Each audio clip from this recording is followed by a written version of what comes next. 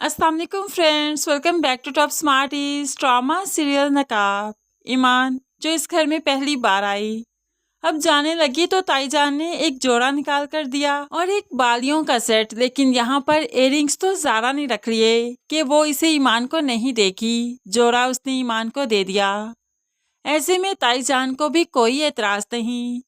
अब ईमान के जाने का वक्त आया तो यहाँ पर तैमूर आहत की क्लास ले लेता है, क्योंकि तैमूर को मालूम पड़ चुका कि सुहेल साहिब ने उसके बाप की ज़िंदगी बचाई थी, इसलिए तो उसकी माँ ईमान से और सुहेल साहिब से मोहब्बत करती है। ऐसे में वो आहत को समझाता है कि तुम्हें सॉरी कहनी चाहिए ईमान से। तो यहाँ पर आहत अब ईमान के पास आता है और कहने लगा, जो कुछ भी हुआ गलतफहमी में हुआ। मैंने जानबूझकर आपका मजाक नहीं बनाया। मुझे तो लगा था आप मेरी फ्यूचर वाइफ हैं, बस इसीलिए मैंने बात की, उस लिहाज से की। और यकीन मानिए जो कुछ हुआ मजाक में हुआ, गलतफहमी में हुआ। तो यहाँ पर ईमान तो हत्थे से उखड़ गई। मजाक में हुआ नहीं, आपने मजाक बनाया मेरा, आपने मेरी इंसल्ट की। अब यहाँ पर ईमान जितनी बदतमीज दिखाई गई है, कोई भी इसकी इंसल्ट कर ही सकता है, क्योंकि इतनी ज़बान दराज है, पहली बार यहाँ पर आई, लेकिन ऐसे ज़बान चला रही है कि जैसे इनकी बहुत बड़ी मुखालिफ हो, जैसे इनकी दुश्मन हो। अब यहाँ पर जैसे तैसे करके ईमान के जाने का वक्त आ गया तो ज़ारा ने भी सुकून का सांस लिया।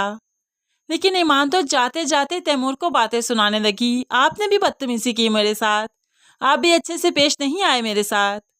तो यहाँ पर तैमूर मामले को रफा दफा करने के लिए माफ़ी मांग लेता है। अच्छा ठीक है, मैं माजरत करता हूँ अपने रवैये के लिए। अब ईमान जैसी बला इस घर से टल गई तो जाकर सारा ने सुकून का सांस लिया। अब उन बालियों को रात के वक्त पहनकर देखती है और फिर तैमूर से कहने लगी, कैसी लग रही हैं? तो तैमूर भी मुस्कुराते हुए कह देता है, घाटे का सौदा भला अच्छा लगता है क्या? तुमने ज़रूर मेरा क्रेडिट कार्ड लिया होगा, ज़रूर मेरे पैसों में से ये ली होंगी, इसलिए मुझे तो अच्छी नहीं लग रही। तो ज़ारा का मूड बन गया, जी नहीं, मुझे ताईजान ने गिफ्ट दिया है। अब तो तैमूर ज़रा ठीक हो गया। अच्छा, फिर तो बहुत अच्छी लग रही हैं, मुझे लगा मेरे पैसों से दी हैं, इसीलिए तो घाटे का सौदा कहा। अब यहाँ पर ज़ारा तो बालियाँ पहनकर बहुत खुश है, लेकिन तैमूर के हवासों पर तो ईमान छा चुकी है। ईमान जो कि अपने रिश्तेदार के घर जा रही है, वो भी बिलाल के साथ। अब यहाँ पर बिलाल उनको छोड़ने तो जा रहा है, लेकिन कहने लगा, किसी अनजान के घर आप अपनी बेटी को कैसे रख सकते हैं? वो सुहेल साहिब से मुखातिब था, तो सुहेल साहिब कहने लगे, मेरे रिश्तेदार हैं, कोई अनजान तो नहीं। तो यहाँ पर बिलाल कहने लगा, मैं तो यही कहूँगा कि आप वहाँ पर अपनी अकेली बेटी को मत भेजिए। तो यहाँ पर ईमान फ़ौरन से पहले बोल पड़ती है, बोलना तो वो अपना हक समझती है। कहने लगी, आपको भला क्या मसला है, मैं कहाँ जाऊँ कहाँ ना जाऊँ, किसके घर में रहूँ ना रहूँ, आपको इससे कोई मसला नहीं होना चाहिए, आप सिर्फ अपनी ड्यूटी निभाइए। अब यहाँ पर बिलाल अपनी ड्यूटी निभाते हुए सुहेल साहिब के रिश्तेदारों के घर पहुंचा देता है ईमान और सुहेल साहिब को। लेकिन यहाँ पर बिलाल इस रिश्तेदार की बुरी नज़र देख चुका है जो कि ईमान के लिए थी, और जिसकी बीवी भी बता चुकी है कि वो अपने मर्द पर यकीन नहीं करती, उसे अपने शौहर पर ज़रा यकीन नहीं, लड़कियों के मामले में वो बड़ा ही बेलगाम है। ऐसे में बिलाल तो यही मशवरा देता है कि ईमान को हमारे घर छोड़ दीजिए, उसकी इज्जत महफूज रहेगी।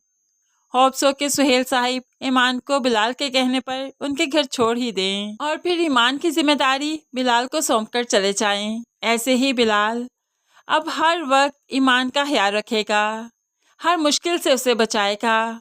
वैसे तो आहद और तैमूर की बहुत ही बुरी नज़र होगी ईमान पर, लेकिन ये बिलाल ही है जो कि हर वक्त उसका रखवाला बने, उसके साथ रहेगा। ईमान बहुत इरिटेट भी होगी, लेकिन बाद में जब उसे मालूम पड़ेगा कि बिलाल उसके साथ मुखलिस है, तो वो बिलाल की तरफ अपना झुकाव करेगी, उसे मोहब्बत करने लगेगी।